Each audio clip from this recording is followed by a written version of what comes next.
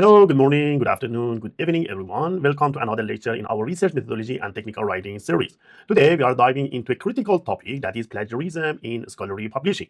We will examine plagiarism in scholarly publishing, what it is, why it harms science, how copyright and fair use intersect, and how to avoid plagiarism. We will also cover AI-assisted writing policies, detection tools, and also IEEE regulations, so you can publish ethically and confidently. So let's get started. Plagiarism is one of the biggest concerns in research, and not just in research. It's an issue in art, technology, and many fields. Some people plagiarize intentionally, but we are not focusing on them today. Instead, I want to help you as a young researcher to understand the basics so you can avoid it accidentally. Remember, plagiarism is a breach of information integrity. Plagiarism is about intellectual honesty. Every member of the academic community must acknowledge their debts to the originators of ideas, words, and data that shape their work. Think of it as giving credit where it is due. It is the foundation of trustworthy scholarship. Here is the roadmap for our today's lecture. We will study the basics, then we go for copyright and fair use. We will see different type of plagiarism, and also we will study AI-assisted writing and disclosure. We will learn how to avoid plagiarism and what are the plagiarism consequences. As a case study, we will see what are the IEEE plagiarism regulations, and at the end, we will see some plagiarism detection tools. This structure will build your knowledge step by step. Plagiarism is formally defined as presenting someone else's work or idea or any intellectual property as your own, with or without consent. So plagiarism is mispresenting others' idea or expression, like text, figure, code, data, or design as your own, regardless of consent or publication status. Intent ranges from deliberate to careless. Impact is always reputational and scholarly. Remember, attribution is about honesty, not merely avoiding prosecution. Copyright governs ownership and legal rights to distribute or reproduce content. In academia, the major confusion arises when authors assume that citing a source automatically grants permission to reuse a figure or dataset.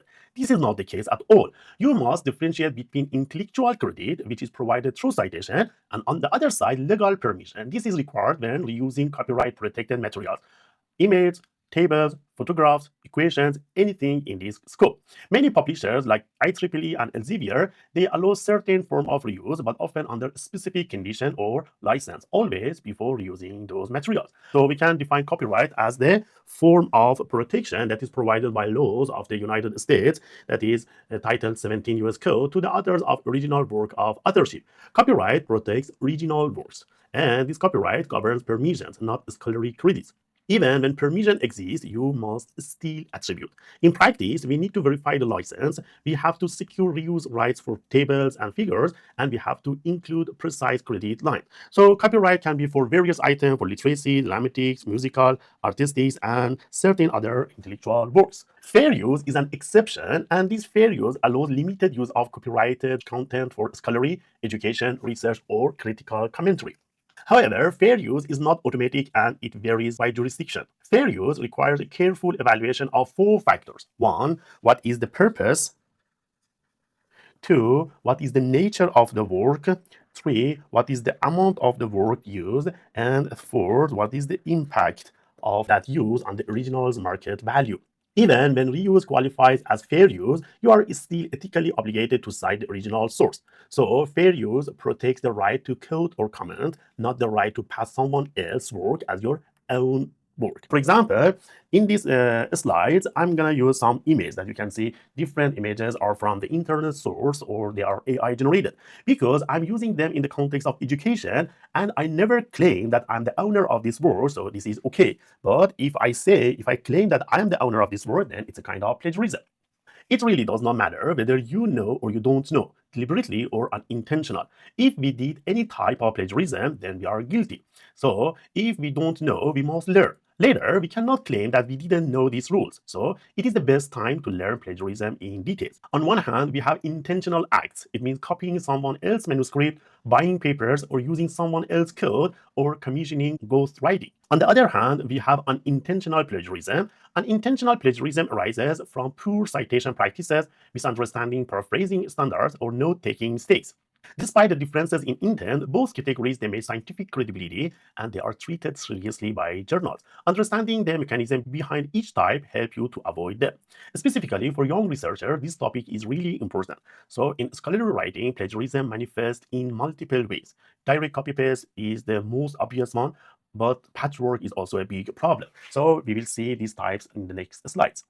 Deliberate plagiarism includes intentional misconduct, such as reproducing others' writing, figures, or data and presenting them as your own work.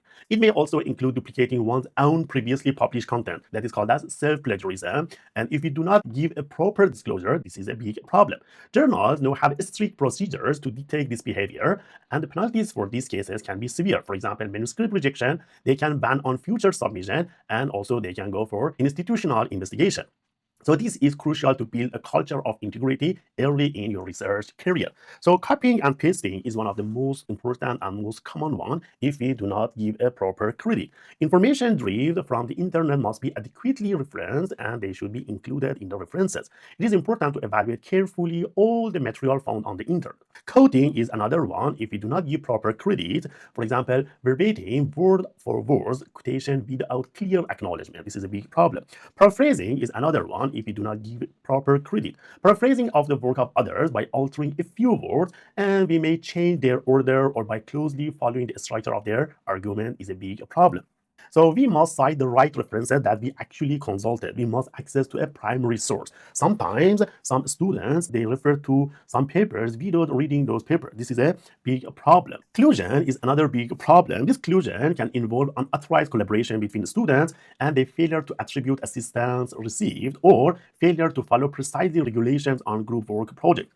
Patchwork is another problem. Patchwork is, we submit others' work as our own. I will explain later more on patchwork. Submitting others' work as your own is another problem. Purchasing or downloading and turning it in as your own work is a big problem. If we fail to acknowledge assistance, we must clearly acknowledge all assistance which has contributed to the production of our work, such as advice from fellow students, lab mates, professors, etc.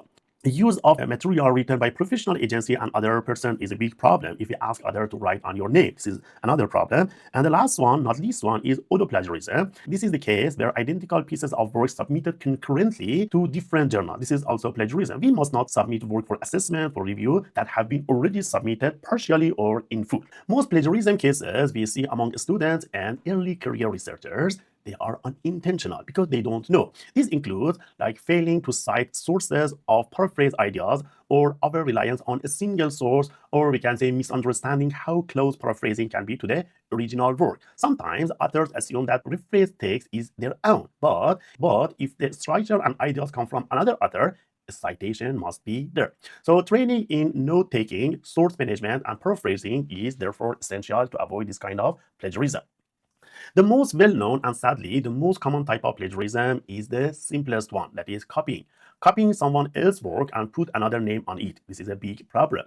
Copying refers to reproducing someone's text verbatim. In scholarly writing, short quotations are allowed when clearly marked with quotation marks and accompanied by a citation. However, academic journals typically discourage excessive quoting and they expect authors to explain ideas in their own words. When we copying figures, tables, or diagrams, quotation marks do not apply.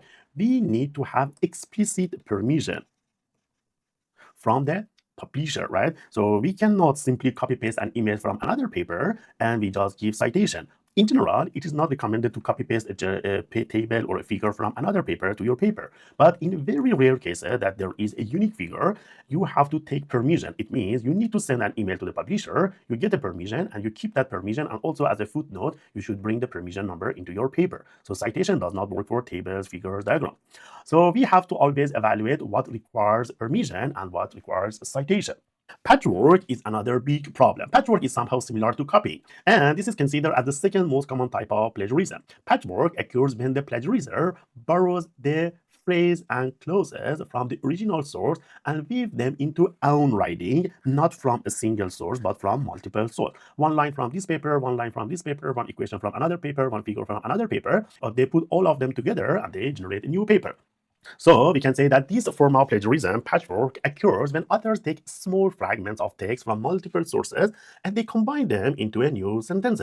Although each piece is small, the overall composition still relies on an attributed borrowing. Patchwork plagiarism is often detected by similarity detection tools through scattered maps. So in order to avoid patchwork, we must develop the ability to synthesize knowledge, summarizing, explaining, and integrating ideas in our own academic voice. Paraphrasing is another big issue. Paraphrasing occurs when the plagiarizer paraphrase or summarize another's work without citing the source. Even changing the word leader or using synonyms but retaining the author's essential thoughts, sentence structure, or you can say style without citing the source is still considered as a plagiarism. Effective paraphrasing involves significantly transforming the structure of the original text by using new vocabulary, and we have to demonstrate our own understanding while still citing the source, right? It means you read the text, you understand the text, you write your own understanding, but still citation must be there. Superficial paraphrasing such as synonym substitution or rearranging word order is considered as a plagiarism. High quality paraphrasing reflects comprehension, critical interpretation, and also integration into the broader discussion. Think of it as writing from understanding, not manipulating surface level text. If a writer has incorrectly quoted or incorrectly cited a source, it could be misconstrued as dishonesty on the writer's part. The dishonest usage of another work is most often considered as a kind of plagiarism. Therefore, the incorrect usage of another's work, whether it is intentional or not, could be taken for real plagiarism.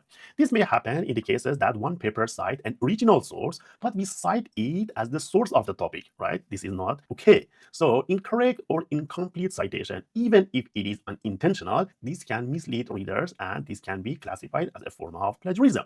Common errors include quoting without page numbers, attributing content to the wrong author, or using inaccurate references details.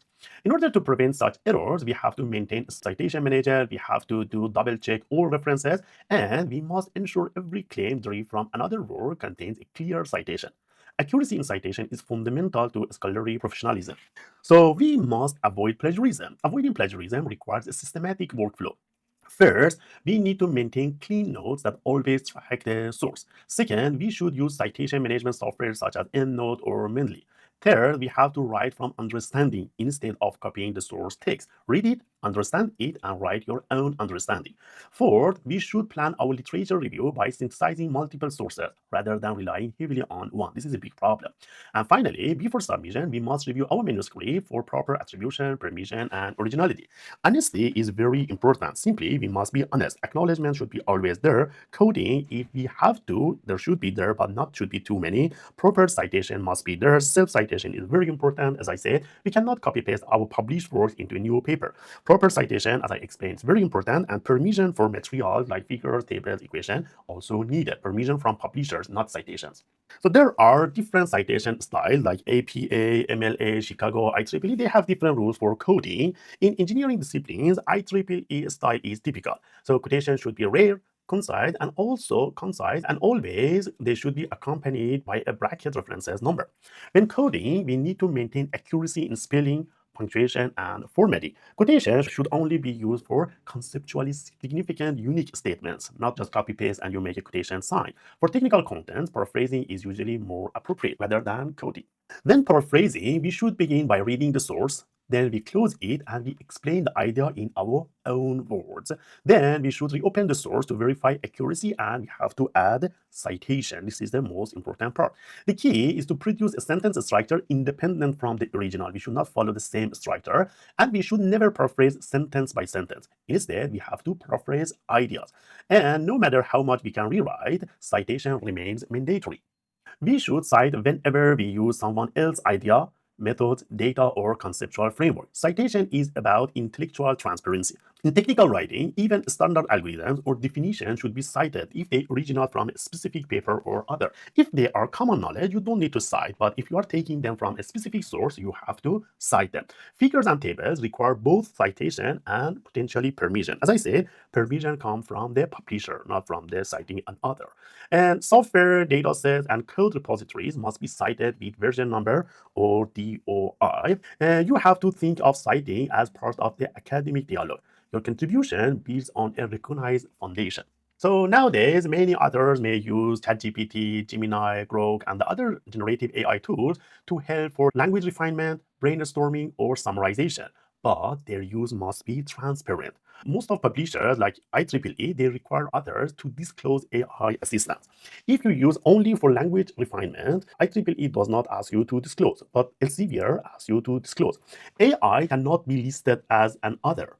They cannot take responsibility for content, and they may introduce error or fabricated citation. So we must verify every sentence, and we have to make sure AI output is not trained on copyrighted text in a way that reproduces it verbatim.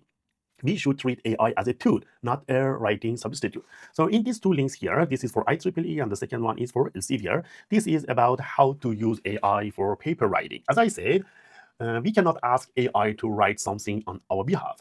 But IEEE and Elsevier, they say if you use AI just for text polishing and text refinement, it's okay. You are encouraged to use tools like ChatGPT, Gemini, Claude, or others just in order to enhance your writing. For example, to improve readability, to enhance flow, sentence structure, and clarity. And refining language is okay, correcting grammar, spelling, and punctuation. So this application must never replace your critical thinking, or it cannot be used to generate core scientific insight or conclusions. So we have to carefully take care of this one. If you use generative AI in any capacity, we have to disclose it. So both IEEE and Elsevier, they are absolutely clear. They say generative AI and AI-assisted technology cannot be listed as an author or co-author because authorship implies intellectual responsibility and critical oversight that can only be attributed to a human. So the method of disclosure differs, but the requirement for transparency is universal. Elsevier requires a dedicated declaration of generative AI and AI-assisted technology in writing process section for most users, but IEEE requires disclosure in the acknowledgement section if AI was used for content generation like text, figures, codes, etc. So we can use generative AI to refine the presentation of our work, but always with full human oversight. We, as the author, remain 100% responsible for the accuracy, originality, and integrity of our final submission. So what happens if plagiarism detected? Plagiarism has academic, professional, and legal repercussions. In universities, it may lead to failing grades, disciplinary hearings, or degree revocation. In publishing, it can cause immediate rejection of your manuscript. They may ban from submitting any more paper. They may go for publication retraction, and plagiarism may damage to your professional reputation. And legally, unauthorized reproduction of copyright material can result in lawsuits. Perhaps most importantly, plagiarism undermines your credibility as a researcher, and it really damages the trust that science relies on.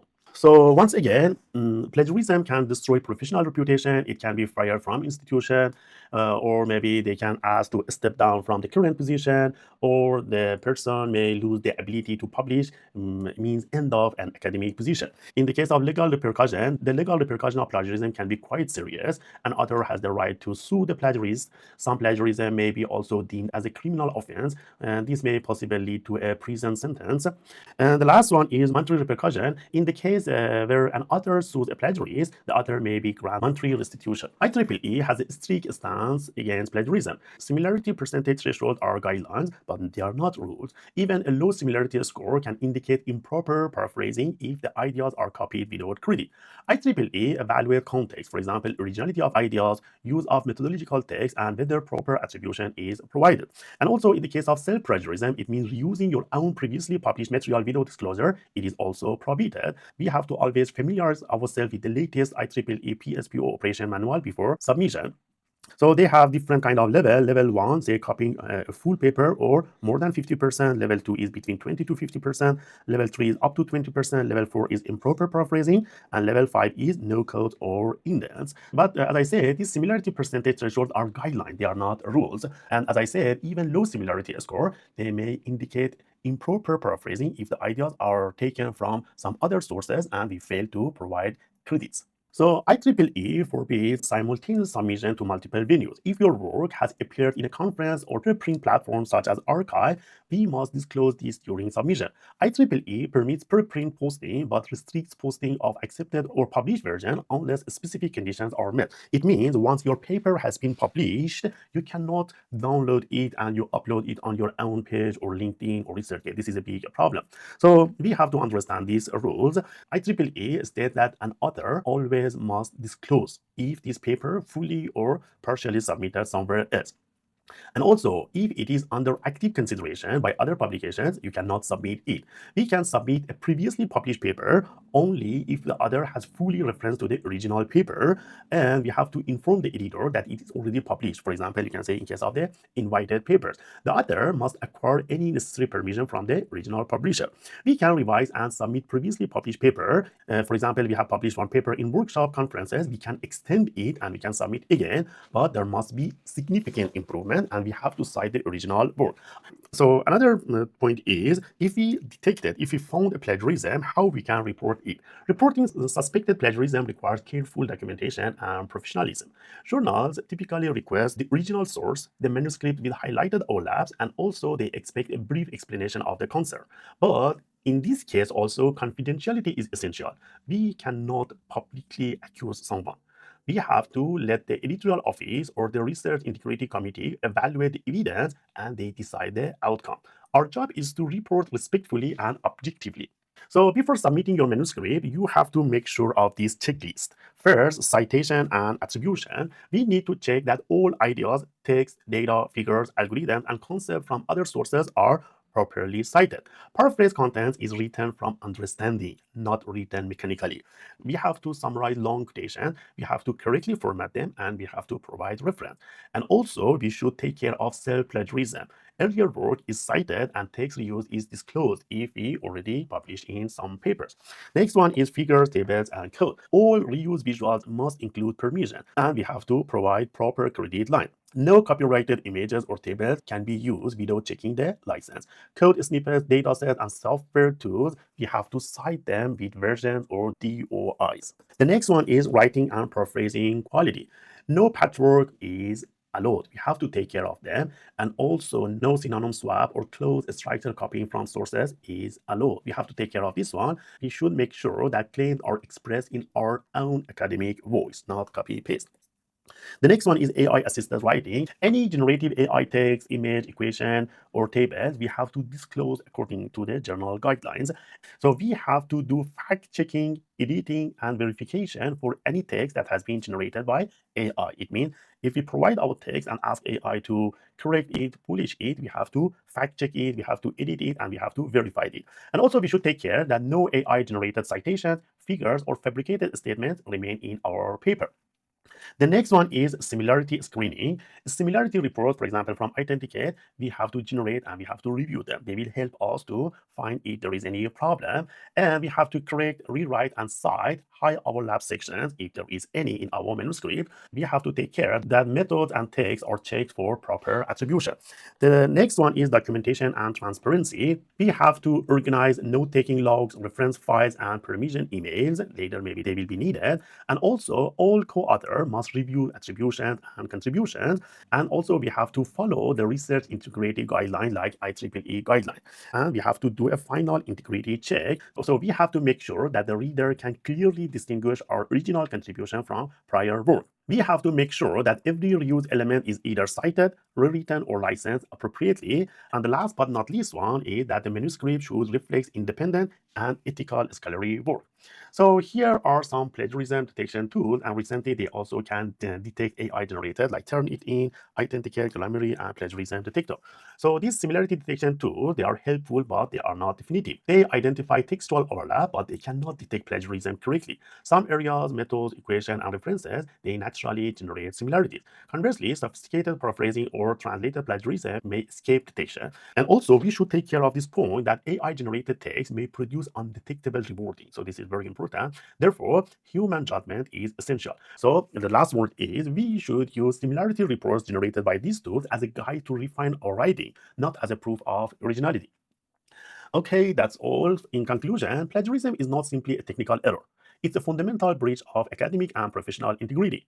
As scholars, we contribute to a global body of knowledge that relies on honesty, transparency, and rigorous attribution. By understanding what constitutes plagiarism, whether intentional or unintentional, we can safeguard the quality and credibility of our work. We also recognize that responsible writing extends beyond citation. It includes respecting copyright, seeking permission when necessary, paraphrasing with understanding, and also using AI tools transparently and ethically. Similarity detection systems can support us, but they cannot replace our own judgment or responsibility. Ultimately, maintaining ethical writing practices strengthen our scholarly reputation, protect the scientific community, and it ensures that our contribution stand on a foundation of integrity. So let this awareness guide your future publication and help you produce research that is both original and trustworthy. Thank you very much for your attention, and please feel free to ask me your questions if any. Thank you, and see you in the next lecture.